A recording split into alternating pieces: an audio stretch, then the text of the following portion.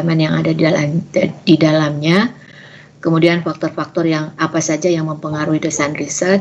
Kemudian ini ada beberapa macam desain ya yang biasanya ada di dalam satu penelitian. Kita tinggal pilih mau menggunakan yang mana. Nah, jadi kalau kita lihat dari pengertian di sini ya, desain riset itu adalah bagaimana dia mengarrange ya satu kondisi dari hal-hal yang berkaitan dengan mulai dari ya metode dan analisis pengumpulan data sampai dengan mengkombinasikan atau mengcombine ya hal-hal yang relevan dengan tujuan penelitian maupun prosedur-prosedur penelitian. Jadi berarti tata urutannya itu jelas ada, desain riset itu ada di metode penelitian. Nah, jadi kalau penjelasan lebih detailnya kita bisa lihat di sini hal-hal informasi apa saja yang ada di dalam suatu desain riset itu, mulai dari topiknya harus jelas ya, tujuannya harus jelas, kemudian definisi operasionalnya itu harus jelas. Nah, konsep atau teorinya ini harus jelas. Kemudian variabel yang diteliti itu apa saja, kemudian kalau memang ada pengujian hipotesisnya apa, kemudian metode pengumpulannya seperti apa, kemudian setelah itu proses untuk tabulasi datanya kayak apa.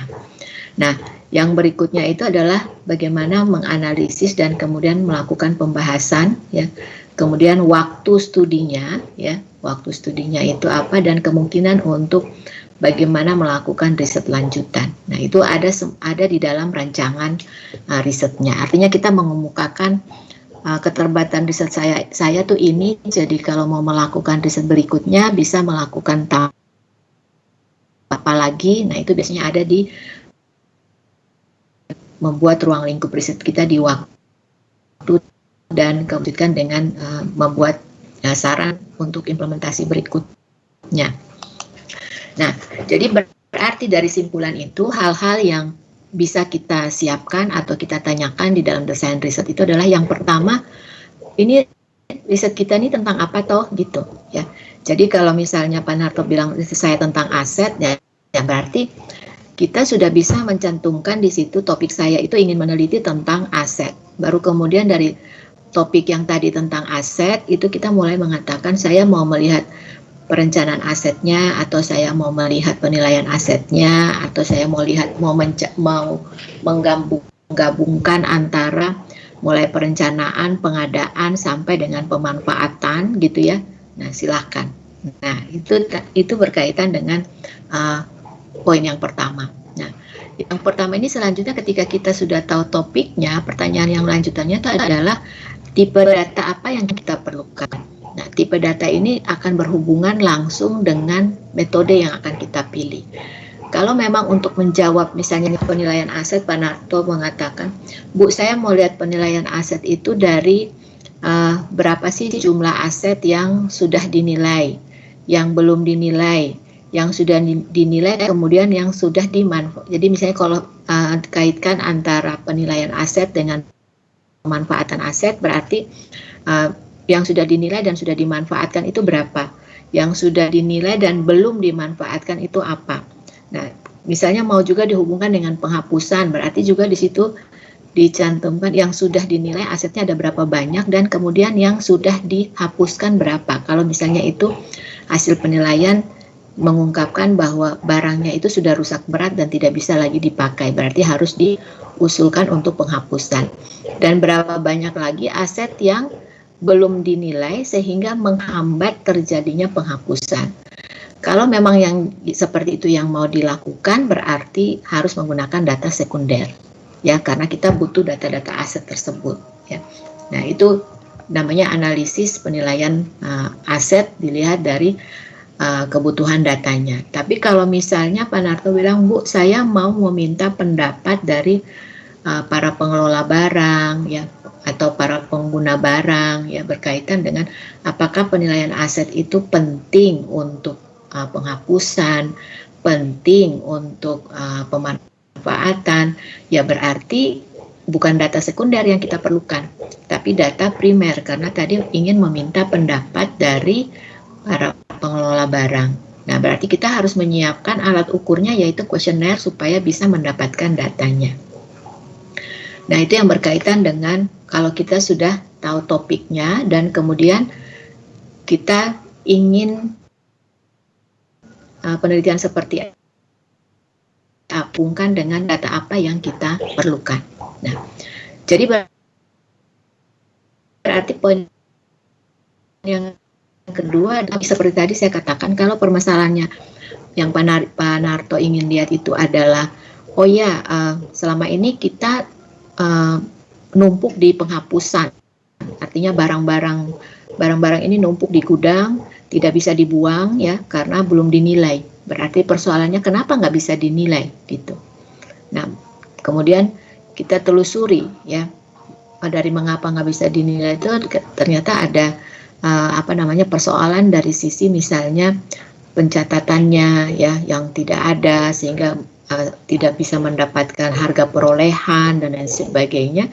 Nah, itu kita identifikasi, berarti kita bukan menggunakan data primer, tapi kita menggunakan data sekunder karena kita mulai identifikasi aset-asetnya. Jadi tujuan riset kita itu akan tercapai kalau kita sudah tahu dulu permasalahan risetnya itu apa, gitu ya. Nah, jadi disinilah di poin pertama ini ya, kita mau studi tentang apa ini sekalian dengan kita tahu persoalan apa ada di sini, kemudian data apa yang diperlukan. Nah, jadi kalau kita lihat di situ ya, poin keduanya itu menjadi penting atau bisa dijawab jika poin pertama ini bisa terjawab. Nah, begitu juga dengan poin ketiga. Poin ketiga ini terkait dengan tipe data juga kita bisa jawab kalau kita bertanya, kita sudah tahu dulu tipe data apa, baru kemudian kita bisa tahu data itu kita dapat di mana, gitu. Ya, di poin ketiga. Jadi pertanyaan ketiga, di manakah sumber yang bisa kita peroleh datanya ini? Ya, itu hanya bisa kita jawab kalau kita sudah tahu tipe datanya. Jadi kalau kita tahu tipe datanya misalnya tadi data sekunder, berarti kita sudah tahu untuk dapatkan seluruh data aset yang belum tercatat, sudah tercatat, kemudian yang mau dinilai atau yang belum dinilai dan sebagainya untuk kepentingan pemanfaatan, itu di mana? Oh, berarti ada di BPKAD misalnya. Ya sudah, berarti sumber data kita ada di BPKAD. Gitu. Ya, BPKAD Kerom misalnya ya. Nah, jadi berarti ya jangan cari di tempat lain gitu. Kecuali di BPKAD-nya tidak ada, nah baru kita harus cari tahu di mana lagi yang bisa kita dapatkan datanya selain di situ gitu. Nah, tapi kalau misalnya yang tadi yang tipe yang kedua penelitiannya itu ingin meminta pendapat dari para pengelola barang, ya berarti kan kita menggali informasi dari orang-orang yang berhubungan dengan aset. Nah, berarti kita harus melakukan pengumpulan data primer, ya. Nah, itu contohnya. Apakah kita waktu kita mengumpulkan data sekunder kita nggak bisa mengumpulkan oleh, ya. Jadi misalnya tadi data utama kita misalnya sekunder BPKAD, tapi kita perlu wawancara untuk memastikan terkait dengan hal-hal yang berkaitan dengan penilaian aset misalnya. Silahkan, tapi data penunjang, data primernya itu hanya data penunjang gitu. Jadi data utamanya adalah data sekunder. Tapi sebaliknya, yang kedua, data utamanya itu adalah data primer karena minta pendapat. Nah, jadi itu data utamanya data primer, kemudian data pendukungnya itu bisa saja data sekunder untuk kebutuhan misalnya untuk menyampaikan bahwa ada jumlah aset sekian yang belum dinilai gitu, hanya untuk cerita fenomenanya. Tapi pembahasannya lebih mengarah kepada pendapat ya, yang setuju tidak setuju ya dan lain sebagainya itu. Nah, kemudian bagian keempat ya, kalau kita sudah area risetnya itu tentang aset, kemudian datanya ada di mana ya, kemudian dapatnya di mana, maka kita sudah bisa memutuskan bahwa area risetnya kita itu mau hanya di BPKAD saja, di satu kabupaten saja, atau kita juga ingin ingin meneliti area lainnya, artinya penilaian aset itu tidak hanya dilihat di Kerom saja ya, di satu BPKAD Kerom, tapi misalnya di semua BPKAD yang ada di Jayapura misalnya, dipilih beberapa kabupaten ya, di Jayapura, misalnya ada beberapa kabupaten terdekat ya, Kerom, Kabupaten Jayapura, Kota Jayapura, misalnya itu yang dipilih 3 untuk melihat bagaimana kondisi penilaian dan penghapusan penilaian dikaitkan dengan penghapusan dan dan pemanfaatan aset. Kemudian kita bisa membuat perbedaan ya, perbedaan antara ketiga area ini ya silakan, tapi kalau mau putuskan satu juga tidak masalah. Jadi disinilah setelah penelitian kita bisa melihat dari kecukupan datanya, apakah satu BPKAD satu kabupaten saja cukup. Nah ini biasanya areanya konsultasi dengan dosen pembimbing ya. Nah apakah satu saja cukup atau lebih dari satu gitu. Nah kalau biasanya yang pertanyaan keempat ini ada hubungan lagi dengan pertanyaan yang kelima, berapa waktu yang diperlukan gitu. Kalau waktu yang diperlukan itu tidak terlalu panjang, ya areanya jangan terlalu besar ya. Nah, tapi kalau misalnya di dalam penelitian itu Bapak Ibu menganggap waktunya cukup untuk beberapa area ya, beberapa daerah lokasi penelitian, ya silakan ya. Nah, jadi tergantung lagi kepada waktu penelitiannya. Nah, biasanya terkadang ada yang bilang, Bu, pengen cepat lulus, jangan banyak-banyak, jangan terlalu luas areanya. Ya, silakan, yang penting ada kecukupan datanya. Nah, kemarin saya sudah jelaskan, nanti kita akan bahas di berapa sih jumlah sampel yang sesuai atau yang cocok gitu ya. Nah, jadi tadi misalnya, oh Pak, Bu, saya cukup di BPKAD saja, tapi nanti saya melihat data penilaian asetnya itu mulai dari 5 tahun terakhir. Nah, silakan ya. Jadi nanti 5 tahun terakhir itu diidentifikasi berapa jumlah aset ya yang dimiliki. Bu, areanya saya hanya mau lihat yang biasanya bermasalah tentang penilaian aset itu misalnya kendaraan ya, karena biasanya kendaraan itu setelah selesai dipakai itu mau dilelang ya, untuk kalau misalnya sudah 5 tahun dilelang kepada masyarakat. Nah, kan itu harus dilakukan penilaian. Nah, ada berapa banyak kendaraan yang tidak bisa dinilai dan kemudian tidak bisa dilelang ya. Nah, silakan. Jadi berarti areanya selain lokasi juga area dari typically asetnya.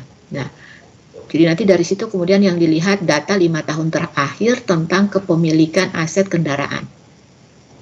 Jadi mulai dari kendaraan roda 2 dan kendaraan roda 4. Nah, nanti dari situ bisa dilihat berapa banyak aset kita yang aset-aset tadi diinventarisir, yang sudah diinventarisir, sudah tercatat ya, tapi kemudian lewat masa masa pemanfaatan itu belum dilakukan penilaian. Nah, kemudian apakah setelah dilakukan penilaian itu bisa bisa dihapus atau tidak dan selanjutnya untuk dilelang gitu. Nah, biasanya terkadang belum sampai bisa dihapus itu kendaraannya sudah dibawa sama yang pakai misalnya. Nah, ini adalah hal-hal yang dilakukan kalau sudah dapat data seperti itu, kemudian ditambah dengan wawancara misalnya ya. Nah, jadi silakan dipastikan terkait dengan keterbatasan waktu dengan area, termasuk dengan poin ke-6, berapa jumlah ya kasus yang mau diambil. Nah, kasus yang mau diambil tadi yang saya katakan, mau pilih apa? Kendaraan bermotor saja, tanah, atau juga gedung ya.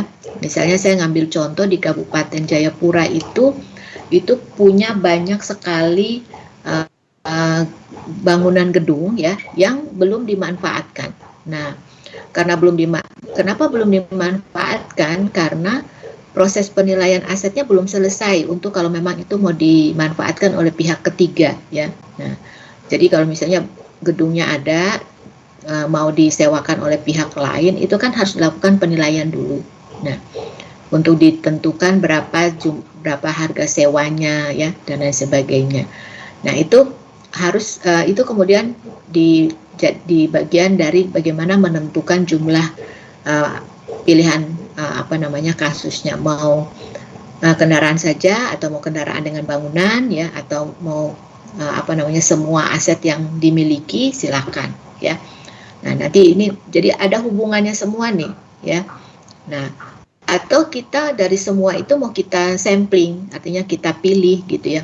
Misalnya kita punya kendaraan ada 300 gitu ya, kendaraan roda 2 dan roda 2 misalnya 100, kemudian roda 4-nya itu misalnya ada 100 juga, ya sudah kita sampling. Misalnya kalau terlalu banyak di sampling mana yang paling punya potensi bermasalah dengan penilaian, terutama aset-aset yang sudah sudah lama ya, yang kemudian dia menjadi barang bekas gitu, nggak bisa dihapus karena kita berkaitan dengan pemanfaatan dan penghapusan misalnya. Nah ini pertanyaan-pertanyaan yang harus disiapkan supaya tata urutan apa yang harus disiapkan dalam riset itu bisa jelas di dalam penulisannya. Nah, setelah kita dapatkan ini semua, baru kita bisa cari cara untuk bagaimana kumpul data gitu ya. Misalnya tadi ini saya ngambil contoh saja ya. Misalnya Pak Narto tadi putuskan mau pakai data sekunder. Nah, ya udah cari tahu cara gimana kumpul data yang diperlukan. Berarti harus siapkan dulu ya Excel, di dalamnya disiapkan dulu suratnya, di dalamnya disampaikan data-data yang diperlukan apa ya. Nah, karena tidak mungkin Bapak hanya misalnya penelitian terus hanya menyurat kepada Kepala BPKAD sehubungan dengan tugas saya ingin menyelesaikan perkuliahan maka bla bla bla gitu. Nah, nanti sampai sana loh mereka bingung. Ini cuma surat ini terus mau perlu data apa gitu.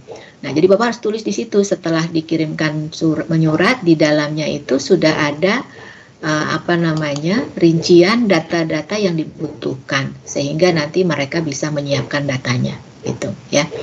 Nah, kalau mau di sampling juga silakan dari data samplingnya. Nah, setelah data dikumpulkan, Bapak Ibu sudah harus tahu bagaimana menganalisisnya. Nah, ada cerita ya, ada mahasiswa, tapi bukan di S2 ya, di S1 ada mahasiswa yang dia sudah selesai penelitian, tapi kemudian setelah selesai penelitian dia tidak tahu bagaimana caranya analisis data gitu. Nah, tapi sekarang ini sudah sangat mudah karena sudah banyak sekali aplikasi, kemudian Maksi juga sendiri menyiapkan pelatihan ya untuk mahasiswa yang sudah di semester 3 ya. Jadi yang pada saat sedang menulis itu biasanya kita membuat workshop atau membuat pelatihan ya berkaitan dengan kebutuhan data analisisnya. Sehingga nanti, jadi kalau tadi misalnya menganalisis mulai dari melihat keterkaitan antara jumlah aset dengan jumlah aset yang sudah dinilai dengan jumlah aset yang dihubungkan dengan berapa banyak yang sudah dimanfaatkan, berapa banyak pendapatan dari pemanfaatan aset tersebut gitu ya. Nah, itu hal-hal yang bisa dianalisis lebih lanjut ya, yang berkaitan dari topik riset tadi gitu. Nah, kemudian yang berikutnya lagi ya, biasanya kalau kita penelitian itu ada pengeluaran ya, ada biayanya gitu ya. Nah, ini kita pertimbangkan juga ya, jangan sampai biaya yang dibutuhkan terlalu besar. Tapi sekarang misalnya kayak Pak Narto, kalau berada di ruang lingkup pekerjaannya berarti biayanya tidak terlalu besar ya, pengeluaran untuk riset itu tidak akan terlalu besar.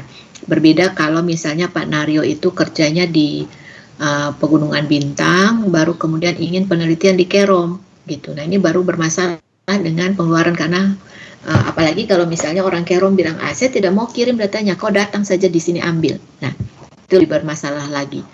Artinya harus naik pesawat gitu ya. Tapi kalau sudah berada di lingkup pekerjaannya sendiri, biayanya akan menjadi lebih murah gitu. Nah, ini yang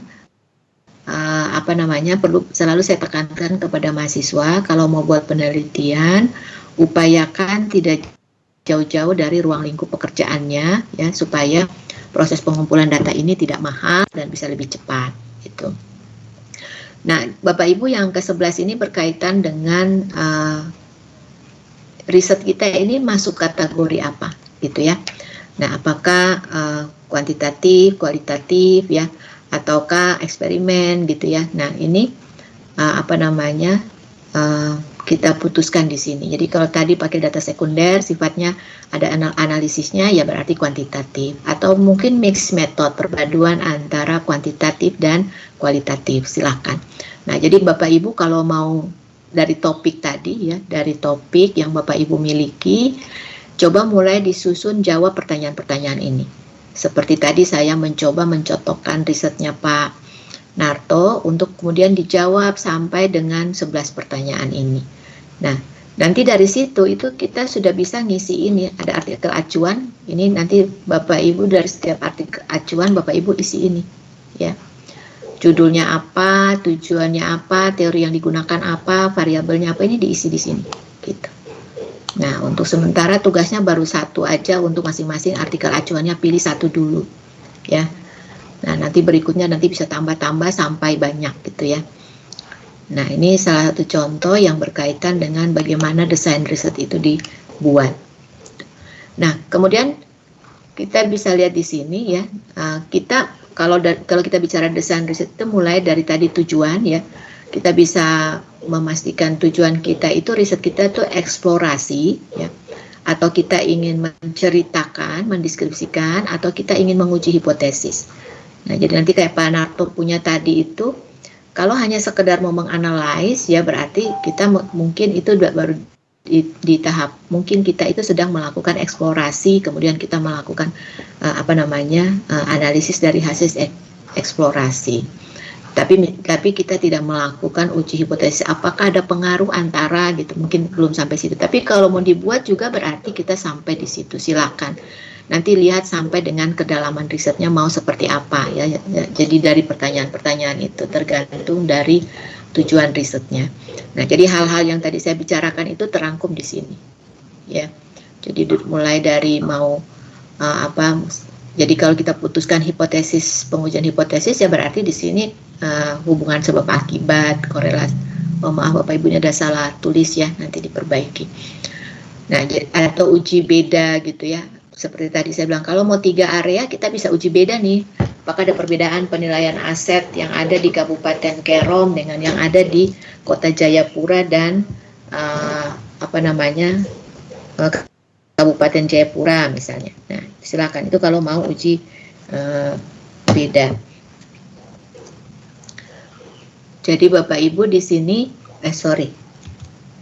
jadi dari sini ya Bapak Ibu desain ini kita akan masuk ke sini. Ini yang tadi saya contohkan, saya buat lebih, kalau ke kanan kan dia lebih banyak memakan kertas. Nah, ini saya buat ke bawah. Jadi ini contoh nih Bapak Ibu, contoh seperti tadi saya contohkan punya Pak Narto, contoh pengaruh dividen terhadap harga saham di pasar modal. Jenis risetnya apa? Oh, di sini jenis risetnya itu pengujian hipotesis, ya, atau pengujian kausalitas. Jadi ada hipotesisnya. Nah, jenis pengujiannya itu sebab akibat ini kok. Teori yang digunakan itu apa? Oh, dividen teori. Dimensi waktunya, oh pakai pooling data. Pooling data itu berarti dia mengumpulkan data-data perusahaan ya dari pasar modal.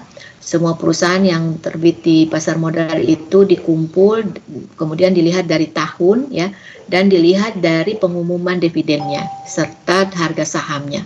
Dikumpul dalam misalnya ada 10 tahun terakhir ya atau 5 tahun terakhir. Nah, jadi di sini digunakan pooling data ya.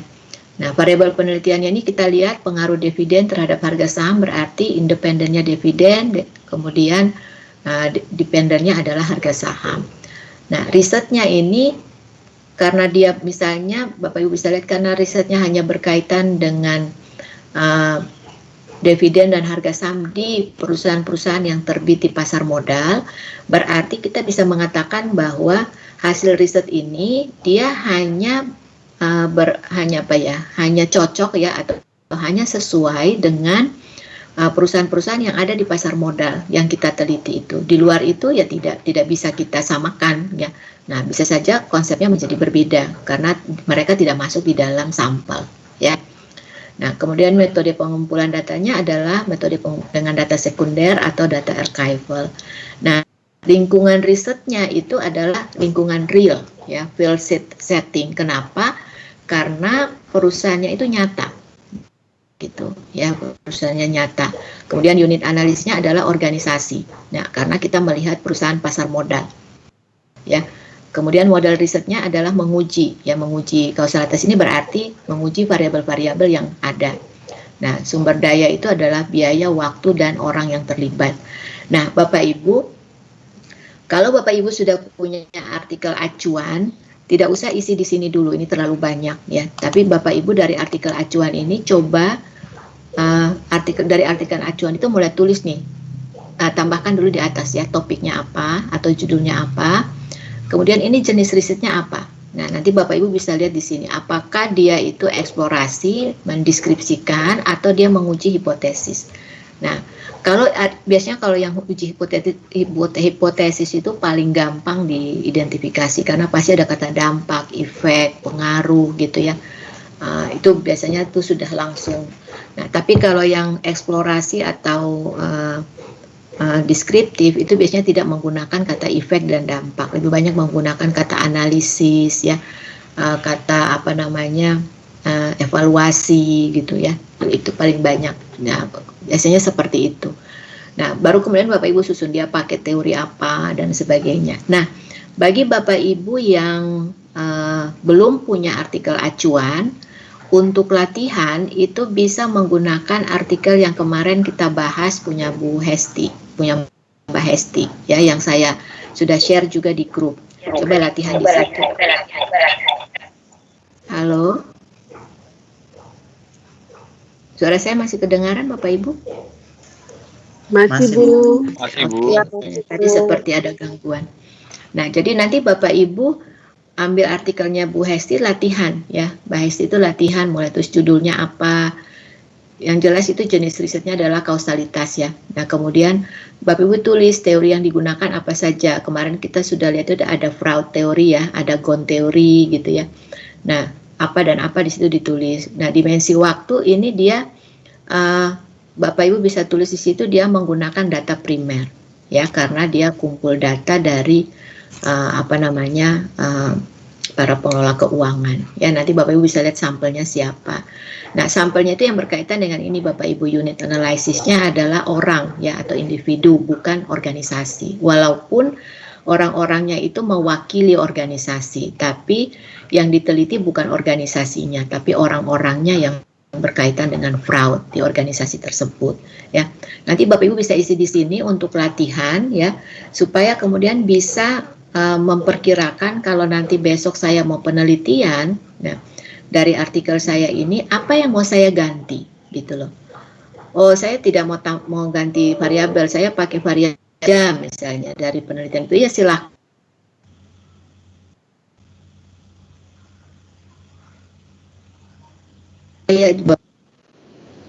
Kemarin risetnya Mbak Hesti itu berkaitan dengan fraud, itu adalah mereka yang berkecimpung di bidang keuangan ya.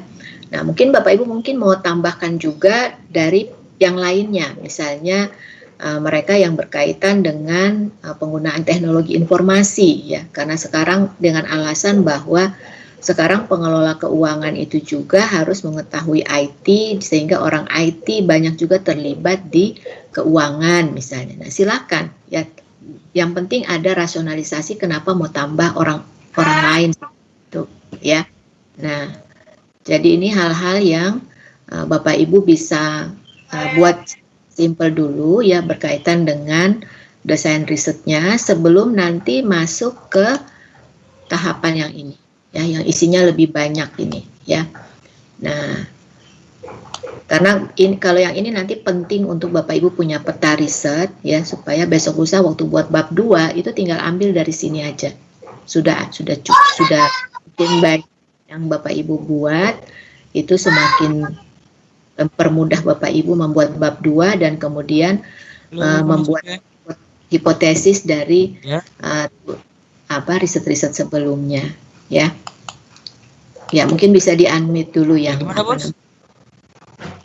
yang sedang berdiskusi, silakan di-unmute. Besok Bos, hari Jumat. Siapa ya ini? Iya toh. Ada yang menghidupkan mikrofon, nanti dimatikan dulu supaya tidak mengganggu yang sekarang. Oke, nah, jadi kalau Bapak Ibu lihat tadi yang saya jelaskan ya, yang di sini ya, apakah dia masuk dari mana ya, kausalitas atau, nah ini saya akan jelaskan di sini. Ya, jadi Bapak Ibu lihat di tipe investigasi ya, biasanya kita punya ciri khas pertanyaan ya, yang kausal sama yang korelasi. Nah, biasanya kalau yang kausal itu pasti ada sebab akibatnya. Misalnya kayak gini, apakah merokok menyebabkan kanker? Gitu. Nah, jadi seperti tadi, apakah ada pengaruh antara dividen dengan harga saham gitu ya?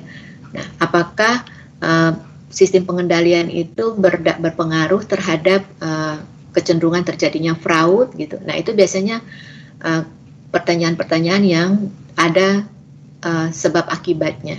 Itu pertanyaan-pertanyaan yang kausalitas. Tapi kalau yang sifatnya korasional itu langsung ditulis ya. Apakah ada hubungan antara merokok dan kanker? Nah, karena Bapak Ibu menulis kata menyebabkan, kemudian menulis kata hubungan, itu alat analisisnya beda. Kalau Bapak Ibu mau melihat apa yang menyebabkan, itu biasanya kita menggunakan regresi atau kita menggunakan Smart PLS, RAP ya, kemudian AMOS atau Lisrel atau Ifuse gitu ya. Nah ini. Tapi kalau kita mau ingin meneliti hubungan ya, maka yang diteliti itu ya menggunakan alat analisis korelasi ya, bukan menggunakan regresi atau yang tadi yang saya sebutkan yang lainnya. Jadi cukup korelasi. Nah, apakah hubungan antara merokok dan kanker? Nah, itu berbeda dengan yang pertanyaan yang kausalitas. Atau berikutnya, apakah ada hubungan antara merokok, minum minuman keras, dan menghisap tembakau dengan kanker? Jadi ini ada kata hubungan di dalamnya. Ya. Nah, ini hal-hal yang berkaitan dengan bagaimana membuat menentukan tipe riset kita ya, mau kausal atau mau korelasi. Nah, kemudian yang berikutnya yang contrivate dan yang non.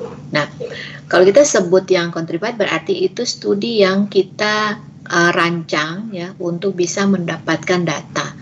Nah, biasanya yang contrivate ini dihubungkan dengan eksperimen gitu. Sedangkan yang non contrivate itu biasanya yang studi lapangan. Jadi kalau kita lihat bedanya di sini ya, misalnya kalau mau buat, misalnya kita ingin meneliti seorang manajer ingin tahu tentang hubungan antara tingkat bunga dengan pola deposito nasabah ya. Nah, maka dia tinggal membuat dia bisa buat kuesioner, kemudian dia bertanya kepada Bapak Ibu, saya minta izin sebentar ya, ada telepon dari Padekan ya.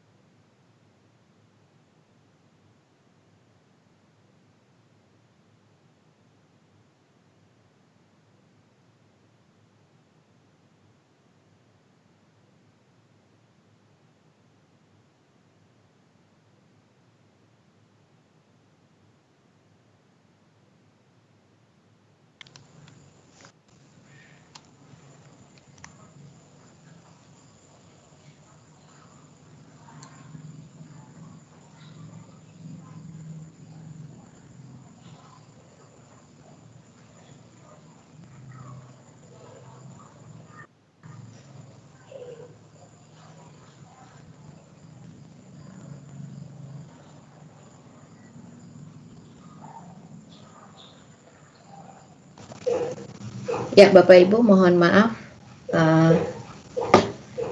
saya tadi harus menjawab pertanyaan daripada Dekan dan tim pengelolanya. Ada PD1, PD2, ada PD3 dan bendahara. Nah, jadi Bapak Ibu kita lanjut ya. Tadi kita sampai di sini ya. Nah, jadi kalau kita ingin meneliti yang field study itu kita dengan topik seperti ini yang kita ketahui, kita tinggal menyusun kuesioner, kemudian kita membuat semacam pertanyaan ya kepada masyarakat atau kepada nasabah ketika dia menabung ya, misalnya dia setuju nggak, apakah pada dia menabung itu dia pilih karena tingkat bunganya tinggi antara tabungan dan deposito gitu loh. Jadi kalau misalnya nanti dia setuju di yang mana, yang tabungan atau yang deposito. Kalau misalnya nanti jawaban terakhir kita cek semua, kita identifikasi, oh ternyata kalau kita lihat ya, atau kalau enggak dia pakai data sekunder. Jadi kalau tadi data primer itu dia pakai pakai pertanyaan yang ditujukan kepada masyarakat, bertanya tentang dia itu menabung suka di mana, deposito ataukah tabungan ya. Nah, nanti ditanyakan alasannya apa. Kalau sebagian besar malah menyampaikan kalau dia senang deposito itu karena bunganya tinggi ya, atau dia senang tabungan karena bunganya tinggi. Nah, berarti kita sudah bisa melihat tuh ada hubungan antara tingkat bunga dengan pilihan deposito dari nasabah. Nah, tapi kalau misalnya kita lihat dari data sekunder, maka kita kumpulkan dulu nih ada data tingkat bunga, kemudian data tingkat bunga tadi kita kaitkan dengan data nasabah yang menabung dengan data nasabah yang deposito ya. Nah, nanti dari situ kita akan lihat polanya. Pola deposito itu apakah kalau tingkat bunga naik di deposito itu ada kecenderungan jumlah nasabah meningkat enggak? Nah, begitu juga dengan tabungan, kita cek lagi pola tabungan, yang itu pakai Excel juga bisa ya. Cek pola tabungan, apakah kalau tingkat bunga di tabungan itu naik, itu nasabahnya meningkat enggak? Bertambah enggak? Nah, kita bisa dapatkan jawaban. Itu kalau field research. Nah, kalau field eksperimen ini kita juga itu berarti masuk di antara non-contrified dan contrified. Artinya kita bisa menyusun semacam treatment ya. Tapi sifatnya itu alamiah gitu. Alamiah itu artinya karena dia berada di lapangan ya. Jadi berarti kita harus betul-betul mengambil nasabah beneran ya. Jadi kita